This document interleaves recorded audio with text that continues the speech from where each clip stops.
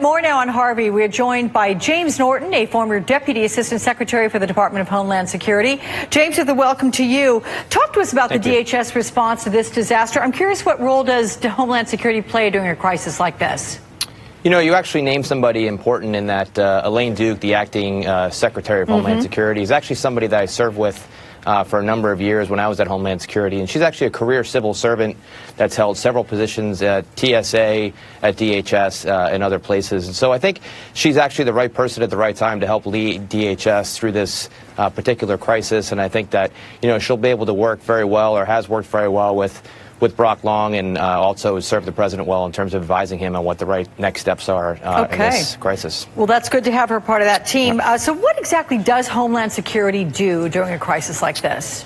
Yeah, absolutely. I mean, this is one of the most important missions for Homeland Security in terms of saving lives. We're in the middle of a very big crisis, and so, you know, it's important to communicate with state and local officials, communicate with the federal government, make sure the disasters are declared. In this case, the president did declare a disaster yesterday, which allows for funds to be released, and that's one of the most important things. Is, you know, right now we're still in the saving lives mode and response mode, but once that clears and the storm clears, there's going to be several days, weeks, and months ahead in terms of recovery for this particular area. And it's important to get that funding out there right away. Yeah, and I know the agency is mobilizing as best you can, so the focus is on Texas. Anywhere else? I know Louisiana, there's been some question about flooding there as well.